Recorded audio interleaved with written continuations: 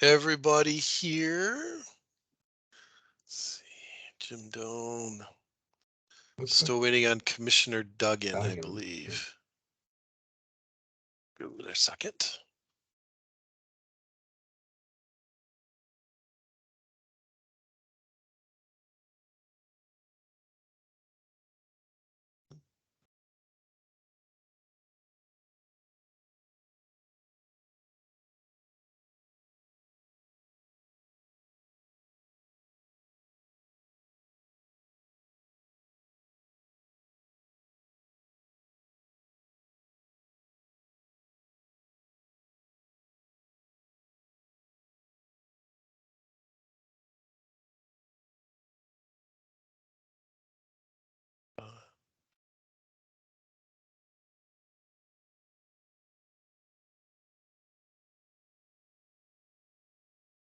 There's Commissioner Duggan.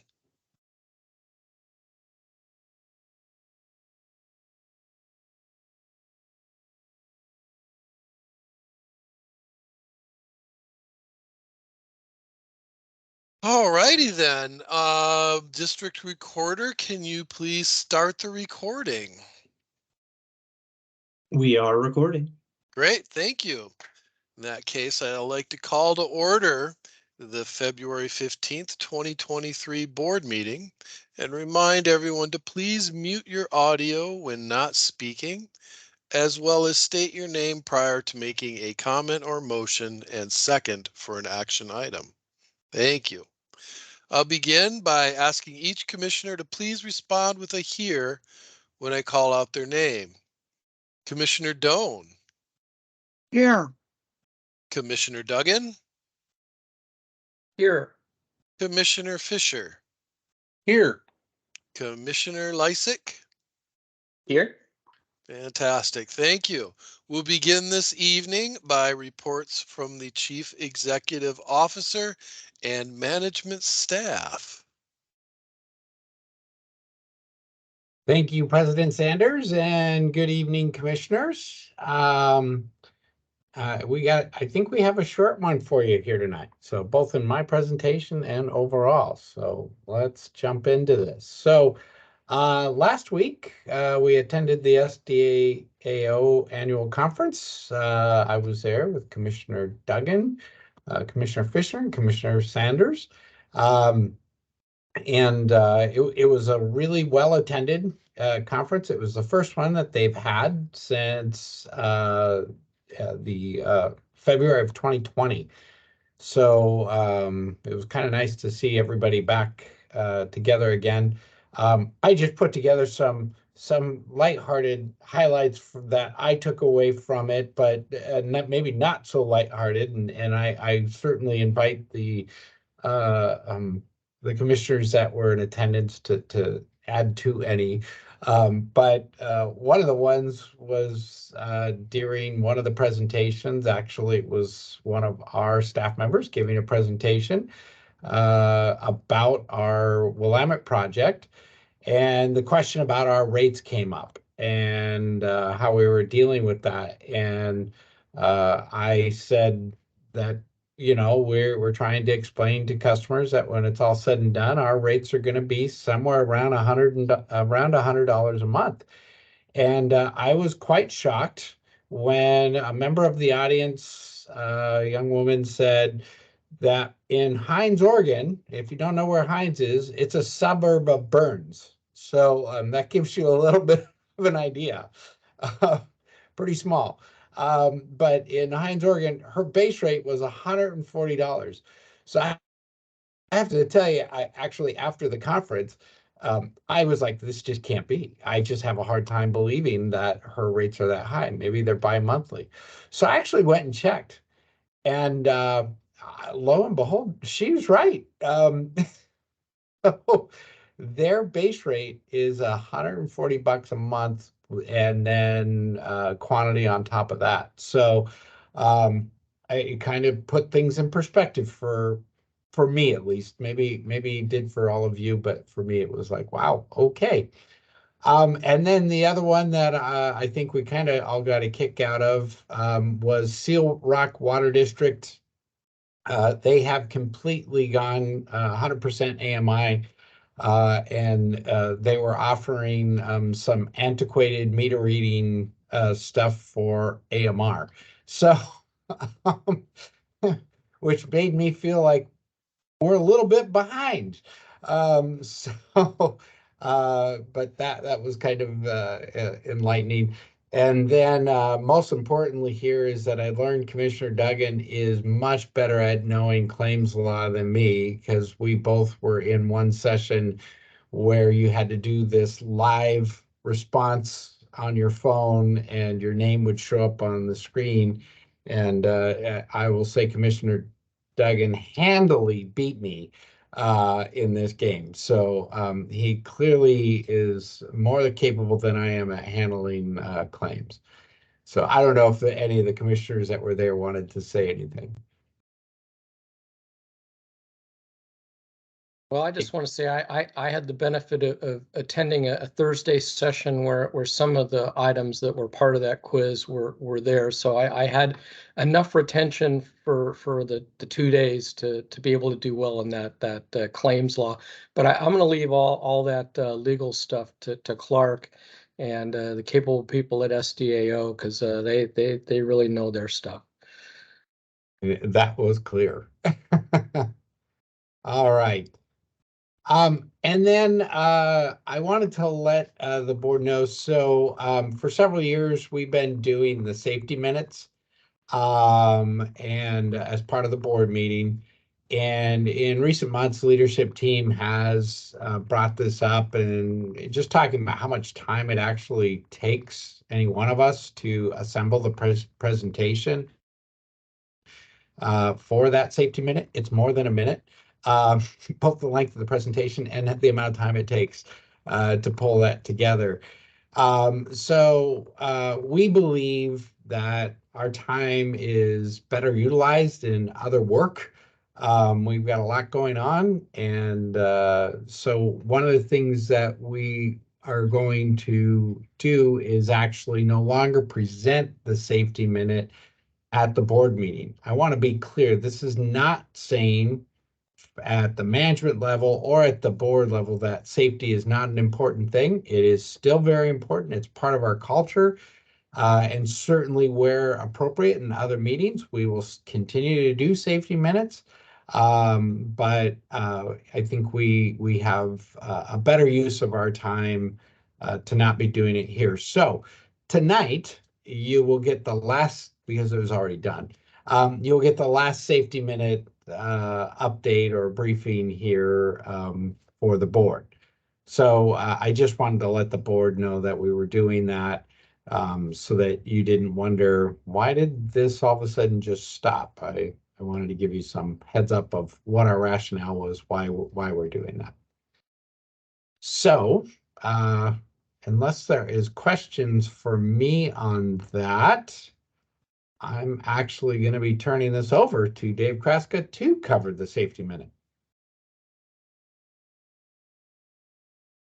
Thank you, Tom. Good evening, commissioners. Here we go, I guess, with the last regular board meeting safety minute.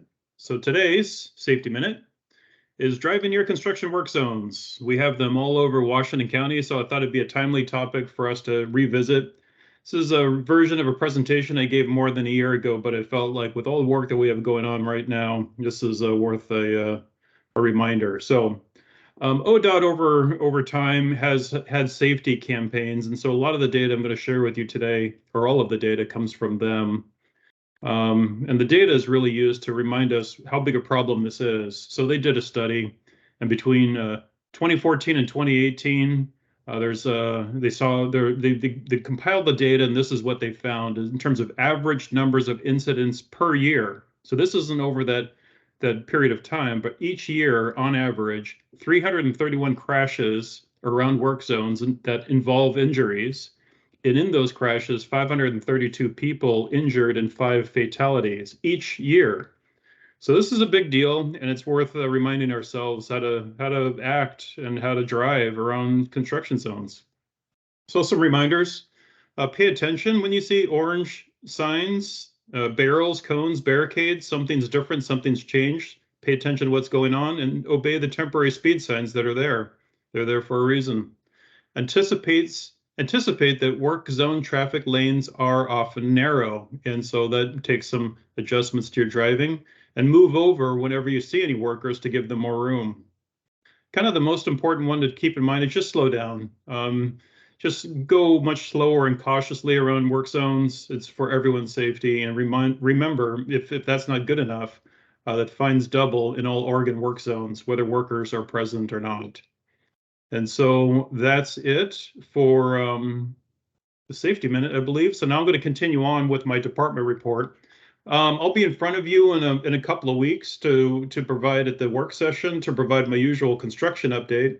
So this one will just keep it a little briefer. And at this moment in time, this time of year, we always update our baseline. So I want to share with you our baseline 8.1, a reminder of what that is, and then also our annual work plan for the next fiscal year. So the outline of this presentation is a background on the baseline. I don't talk to you about this very often, so it's quite possible it's foreign terminology.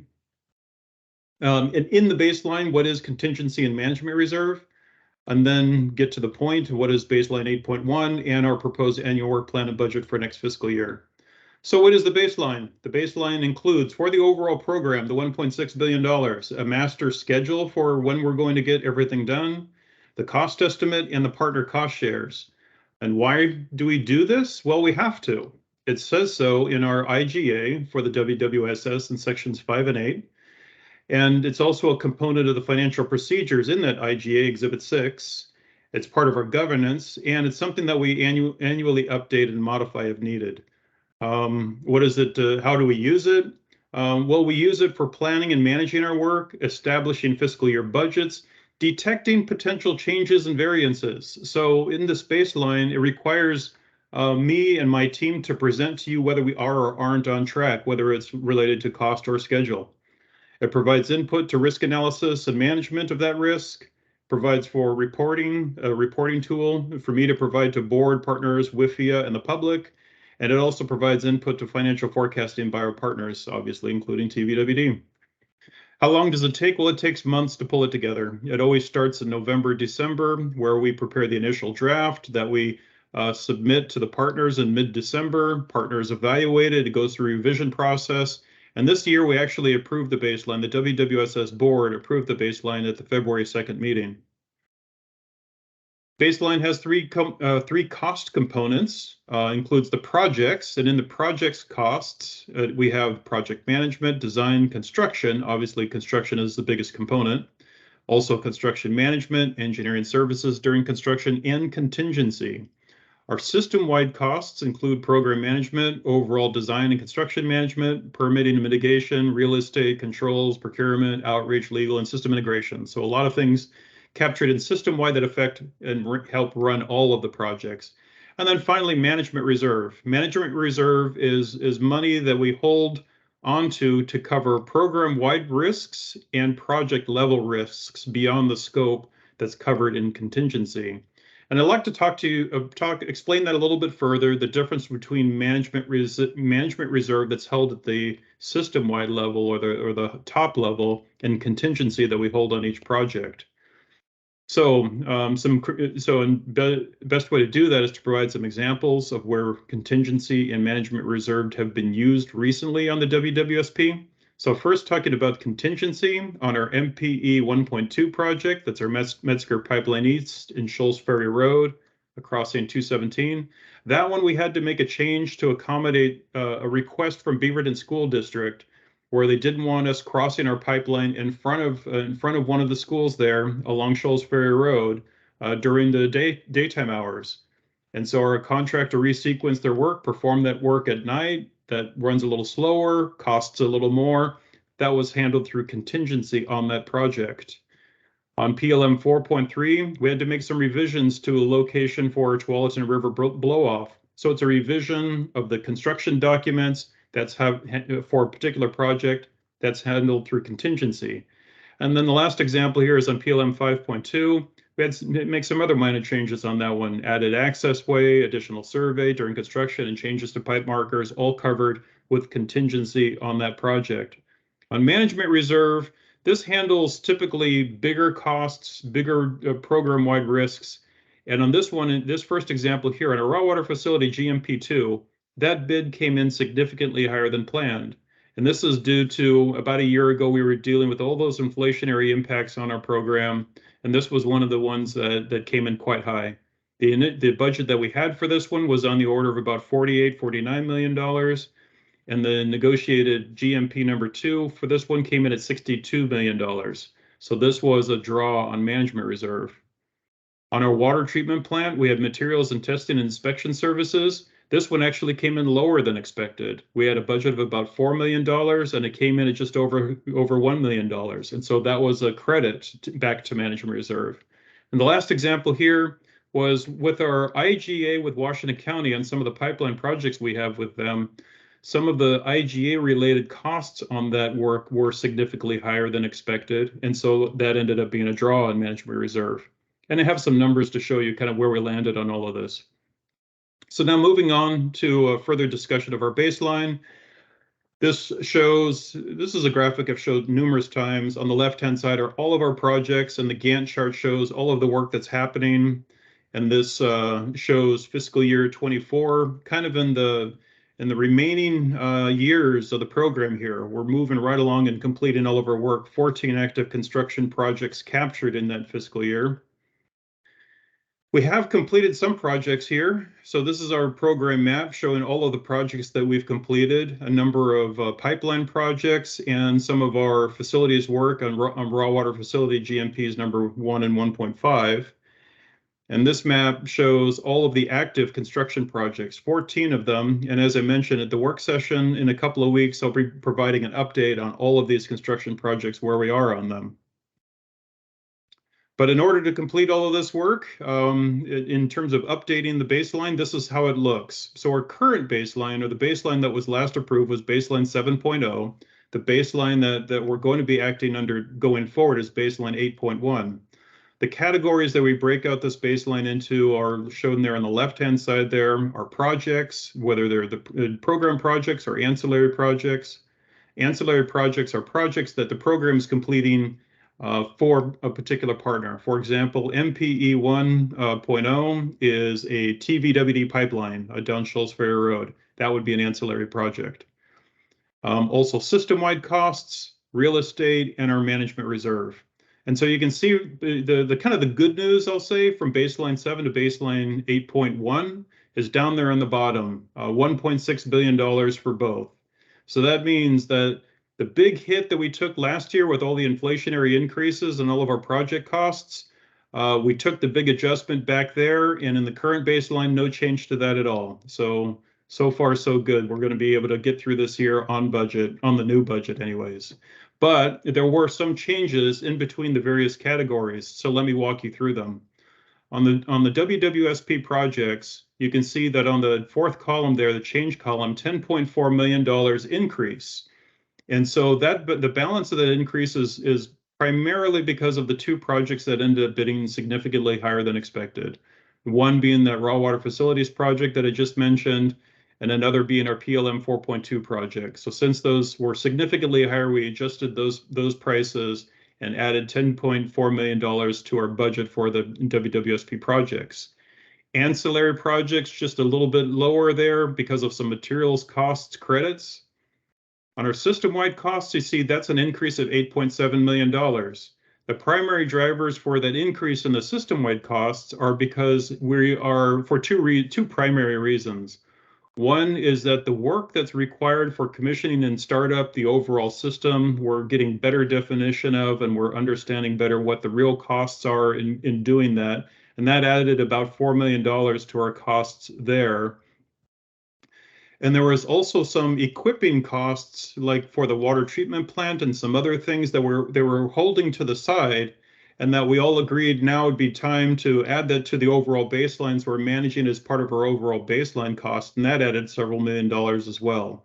So the system-wide costs came up for those two reasons. Our real estate costs came up a little bit to provide some contingency on some remaining properties that we have to acquire. So with those increases on balance, we had a draw on management reserve from baseline 7 to baseline 8.1 of $20.1 million. Now, that might be perhaps that might be concerning that basically we're starting baseline 8.1 with a balance of $58.8 million in our management reserve, but I'm letting you know that that feels very conservative to us. We did a technical analysis of the risks remaining on the overall program, and the budget that we calculated through Monte Carlo analysis and other techniques is around $42 million. Is that we believe for management reserve, we have about $42 million of outstanding risk, essentially, or budget to manage that risk. And since we have our budget remaining in a management reserve of $58.8 million, we feel that's still conservative. That's quite conservative for management reserve because it's significantly higher than what's predicted in our technical analysis. However, given where we are with all of the construction activity happening in front of us now, all the uncertainty in terms of the market and the conditions that are happening, we're recommending no change and basically holding that higher level of management reserve for further into the program. Maybe next year or the year after that, we can draw that down and recommend lower numbers, but we're not recommending doing that at this time. Now, how does it break down by partner? Shown here from between baseline 7, baseline 8. The breakdown of the partners is shown there. Pretty small changes here and there. Kind of the only thing to take away from this chart is you'll see that it appears from the math that the cost to the WIF partners has gone up by $3.3 million. And that's not actual fact. What's actually taken place there is all of the construction for the WIF partners is complete, and we've taken the actual costs and actually put them into the budget planning spreadsheet here to reveal that actual distribution of costs. And so it looks like that the costs for the partners have gone down, except for the WIF partners have gone up, but it's actually just a correcting of the spreadsheet math. And so really no changes to the cost to the partners. So finally getting into our annual work plan and budget. So what are we doing for the next fiscal year that I've been talking about from 2023 to 2024? I'm advancing construction on 14 projects, continuing our program management activities, our WIFIA compliance, our safety program, communications, and development of our financial procedures.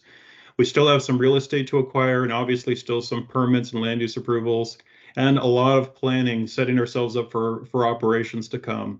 Water supply integration, commissioning and startup, and operations and related staffing planning. And just our overall operations plan as well. A lot of work still to happen there. So finally, the breakout of our budget looks like this. Materials and services budget for our annual work plan, about $1.4 million. You can see the capital outlay, all of the construction that we're expecting to happen in fiscal 24, more than $420 million of work. And then a balance for transfers and contingencies of $140,000, or about 10% of our materials and services budget, for an overall fiscal 24 budget of about $422 million. It's going to be a busy year. And with that, that's the end of my department report. I'd be glad to take any questions if there are any.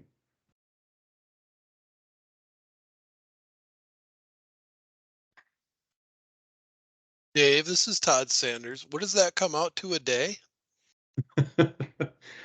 Well, I think the last time I calculated is about 1.6 million a day or thereabouts. So yeah. Not much, just another day. Wow. Yeah. Wow. That's awesome. Truly amazing. Going to be a busy year. Indeed. All right. All right. Yeah, I don't think we have any other questions for you today, sir. So thank you for your time. Thank you. And we'll move on to Commissioner Communications and reports of meetings attended. We'll begin this evening with Commissioner Doan. Well, let's see. I attended tonight's meeting. Today I sat in on the second part of a two-part series on changes in earthquake codes. A week earlier I sat in part one. And other than the fact that I can't understand a word that's being said, I'm doing okay.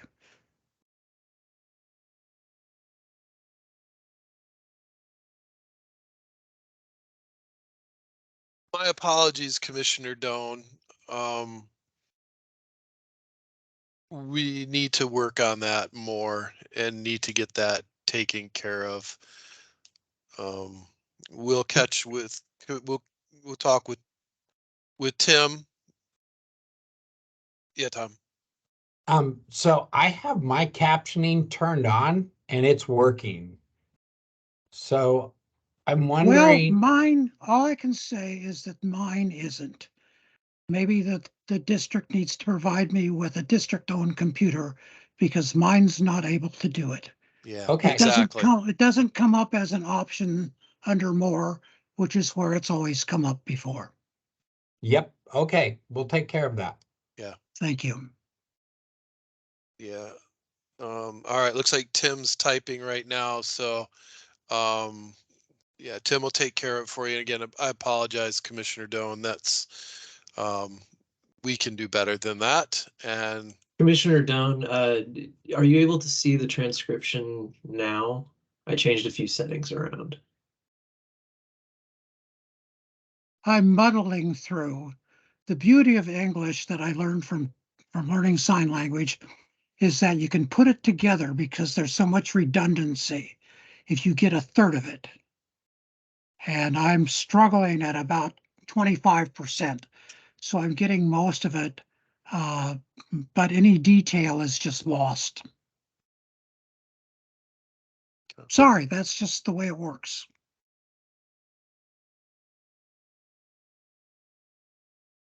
all right, well, apologies again, Commissioner Doan. I'm sure, you know, if anybody can fix it, Tim can fix it. That's for sure.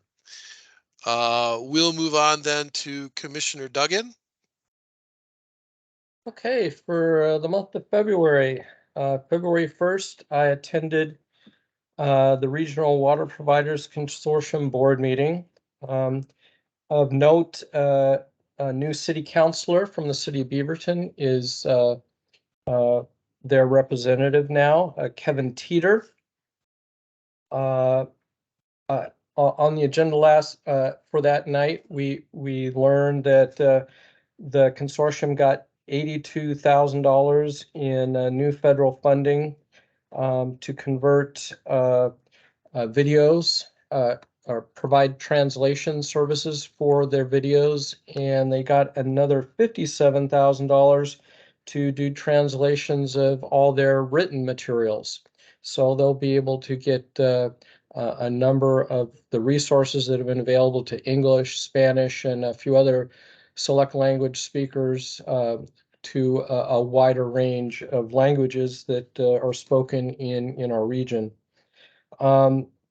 We also had a breakout session of the various representatives where we looked over the strategic plan and the available strengths, weaknesses, opportunities, and threats that the consortium is facing over the coming years, and also how our strategic plan can address those.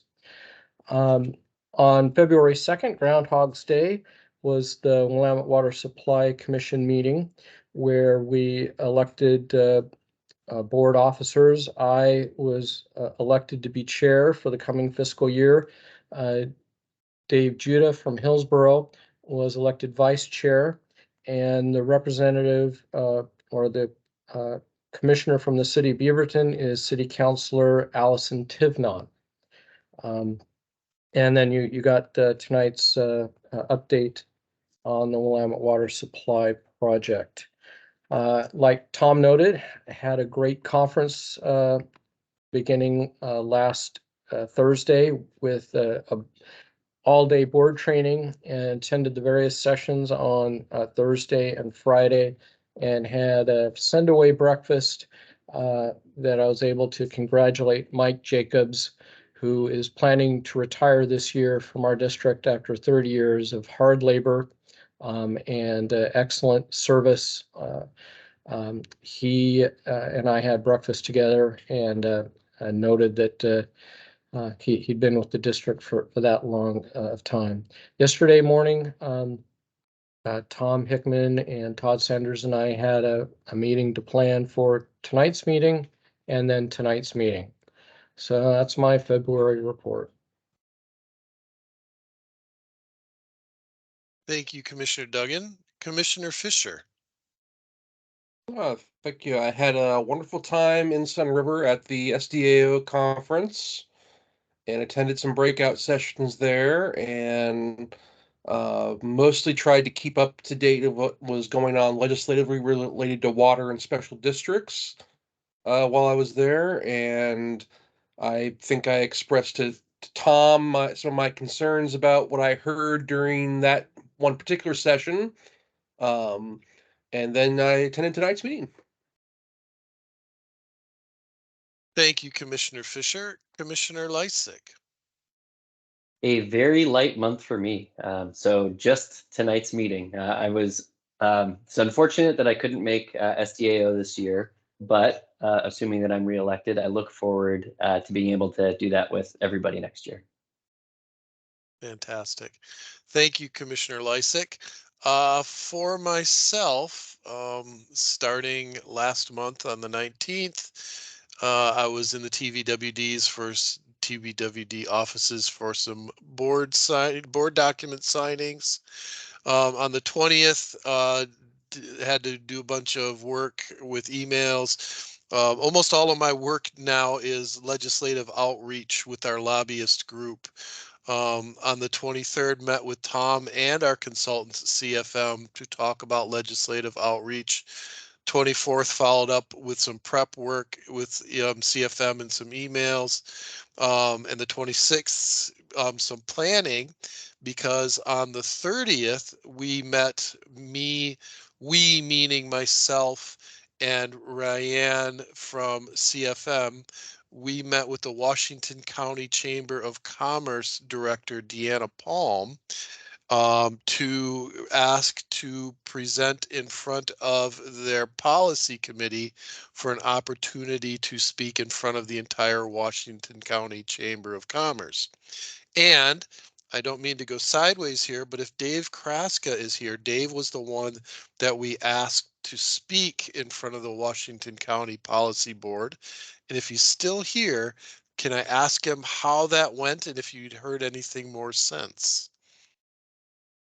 Well, when I make those presentations, I'm so focused on making the presentation, I don't know if it's going well or not. But I got through it, and I think we had a couple of good questions, if I'm not mistaken, and but I didn't hear much commentary afterwards. So I think it went well. Excellent. Well, thank you for doing it, first of all. Right? You were certainly the right person to do it.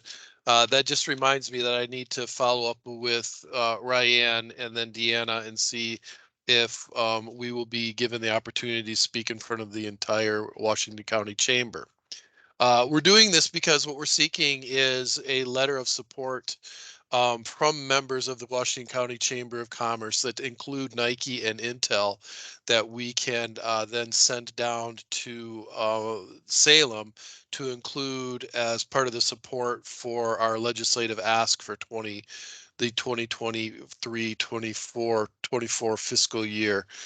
So that happened, and then on the 31st, I was to speak in front of the state of Oregon's subcommittee on semiconductor land use, and I sat for an hour and a half and didn't get a chance to speak, and they told me to come back in 2 days and try again. And so 2 days later, I sat for another 40 minutes, but I finally got my 2 minutes of fame in. Actually, it was about 3 minutes of fame, and then got 2 questions asked of me and then summarily dismissed. So, it was only about 2.5 hours for about 3 minutes of activity. Sounds like governance to me if I've ever heard it. And then on the 2nd, I met with Ryan again because shortly thereafter, On the 6th, Ryan and I met with Representative Chaichi, who is representative for Beaverton and some of Aloha, and also happens to be my representative for here where I live in Cedar Hills. And then later that day, I met with Tom and CFM again. And then the next day, on the 7th, I met with Mayor Lacey Beatty of Beaverton to talk about bringing together the commissioners and the council members around a presentation from Dr. Manny Tadaro. And I think all of our board members have received a Google poll to find a date that would work for that meeting, as have all of the council members for Beaverton. And Mayor Lacey and Mayor Beatty, my apologies, Mayor Beatty and I talked about topics that she felt she would like to hear Dr. Tadaro comment on, talk about, or focus on during his presentation. Then on the 8th, more communication with, so if I haven't figured this out yet, Ryan is my handler. I'm not allowed to attend the meeting without her, which is a very good thing. She's really good at her job. There's no doubt about that. So there's more of that with Rayanne. And then, of course, as you've heard from our other commissioners, the SDAO conference. And then this week, I met with Tom again on Monday to recap some of the politics that were happening subtly during the SDAO conference and to talk legislative things. One of the things that happened at the conference was we found out that the dates that Tom and I are flying out to Washington, D.C. to meet with federal legislators is now the same dates that the AWWA fly-in for drinking water is happening. So on those dates are specifically on Thursday at the end of March. Mike, from West Slope, I'm going to forget Mike's, the CEO of West Slope Water District. Mike Grimm. Thank you, Mike Grimm. Thank you. As if we didn't see him enough while we're at SDAO. Mike Grimm will be there, and a couple other folks from the state of Oregon will be there, bringing their message from AWWA, while Tom and I are bringing a slightly different message specific to TVWD. So we're going to have to figure out what message is the appropriate message and when we belong there and how we're going to pull this off. So that was a little bit of a snafu that we weren't aware of until we were sitting in meetings. The caucus meeting is when that came up. And then I went, those are the same dates that we're going to be there. Then, of course, you heard Commissioner Duggan and I had our agenda planning meeting yesterday and then today's meeting. So not much. Not much. A lot of legislative outreach, a lot of stuff trying to, now that conferences are not conferences, now that committees and subcommittees are open, more opportunities to talk to people, more opportunities to have meetings, and we're trying to take advantage of it as much as we can.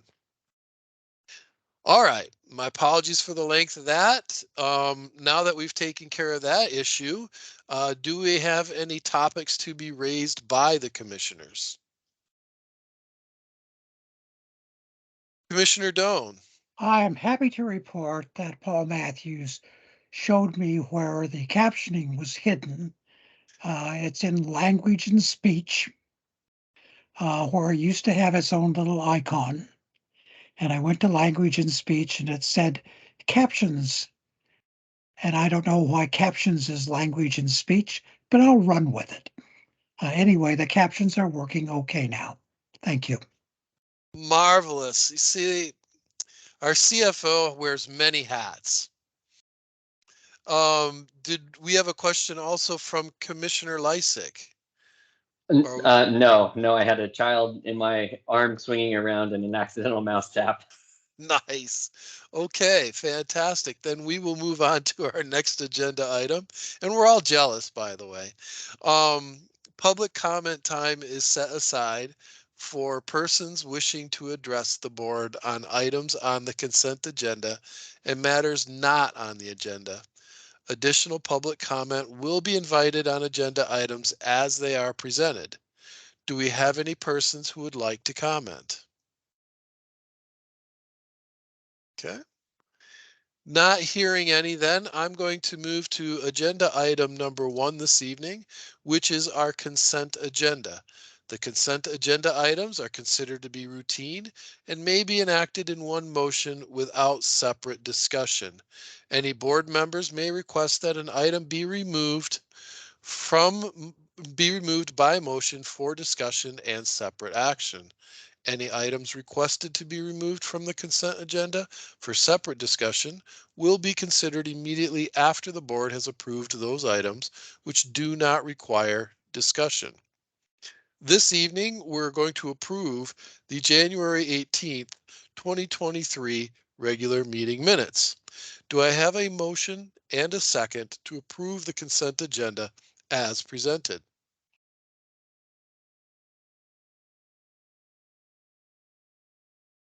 I move to approve the consent agenda. This is you. Commissioner Duggan, I second. So Commissioner Fisher and Commissioner Duggan with the second. I'd like to please ask now our district recorder to provide the roll call vote. Commissioner Doan, Yes. Commissioner Duggan, Yes. Commissioner Fisher, Yes. Commissioner Lysick, Yes. and Commissioner Sanders. Yes. Thank you, everybody. Our motion passes, and congratulations, Sam, his very first roll call vote. Welcome, Sam. Thank you. All right, item number 2 this evening is our business agenda. In this agenda this evening, we will consider adopting Resolution 03-22, a resolution amending system development charges for the Tualatin Valley Water District and declaring an effective date of March 1st of 2023, and the staff report from IT expert / chief financial officer, Paul Matthews. Thank you, President Sanders, Commissioners, and just for the record, enough to be dangerous in terms of the IT. I'm going to give you a quick update on our system development charges. As you might remember, the district adopted system development charges by ordinance, and that ordinance has a provision that we update on an annual basis for an inflationary adjustment based on the Engineering News Record Construction Cost Index. So tonight I'll talk a little bit about the process we follow, and then the proposed adjustments to the SDCs as well. That will include a comparison to other communities around us and to SDCs for similar charges. You'll see that just here in a minute. So as I mentioned, our SDCs are based on the board adopted ordinance 01-12. It was enacted by the board in 2012. And it does require that on an annual basis, we examine our SDCs and adjust it. That ordinance calls out specifically the Engineering News Record Construction Cost Index for Seattle. And we've used that consistently to maintain consistency in our inflationary adjustment. And by the way, the ordinance and this process complies with Oregon law. We showed this in past years, and I wanted to show this again just to give you a sense of how SDCs are performing over time. So what this shows is the various effective dates, which we do that March 1st based on the December to December change in the Engineering News Record Construction Cost Index. So the dates along the bottom line are the years. The black line with the diamond show the actual adjustments in the SDCs based on that inflationary adjustment. And then you can see this red line, which shows the trend over time. So you can see how we're tracking with inflation over the years. As you can see, this inflationary adjustment is above trend. In fact, the Engineering News Record Construction Cost Index increased 10.47% between December 21 and December 22. I don't think that's going to surprise anybody here, given the inflationary adjustments we've seen to the Well and Water Supply Program cost and other costs we're seeing within our CIP. So no doubt about it, the inflationary impact is affecting our capital cost and the cost at growth imposed on the system, but the increase in system development charges is intended to offset those costs. So this is an expected parallel movement as SDCs go up to counteract the effects of inflation on our infrastructure cost. Okay, so the existing and proposed SDCs are presented here. This is, as I mentioned, a larger increase than we've seen in the past. The most common meter size that we have for single-family residential customers is that 5/8 by 3/4 inch meter. That's a standard residential meter. That SDC is going up by about $921 from $87.95 to $97.16. Now, it's important to realize that an SDC is a one-time capital charge that a new customer pays when they connect to the system. Once they pay that system development charge, that new meter is installed. There's never an SDC charged again, even if they sell their house. That is a one-time charge. And again, it's to recover our growth-related costs so that our existing customers are not subsidizing growth. For our large users, those are meters above 1.5 inches. We have what's called a large user exception, or a formula, where we calculate the SDC based on the peak day demand estimated by the developer and an average day demand estimated by the developer. Those two components go into a formula to produce that SDC. We show it here based on one EDU, one equivalent dwelling unit. Obviously, if you're building a large apartment complex or an industrial account, you'll be more than one EDU, but the SDCs are designed so that the impact you have is measured in equivalent dwelling units, and the amount you pay is based on that equivalent dwelling unit charge. So again, it's going up by $921 based on that 10.47% increase in the construction cost index. How do we square up against other communities? Now, this is a lagging indicator. We increase our SDCs effective March 1st. Others do it at different times of the year, including many do it at the beginning of their budget period, July 1. But in any event, we're showing here that this increase is moving us from the bottom of the pack towards the middle of the pack. I suspect the pack is going to, again, leapfrog us as we move forward.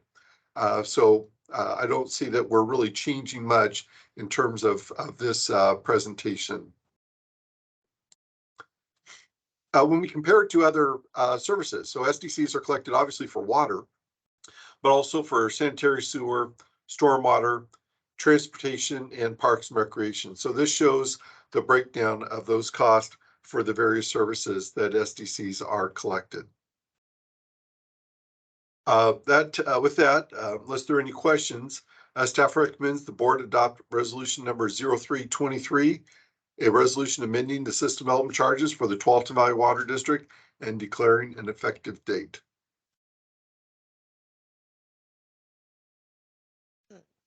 Thank you, Paul.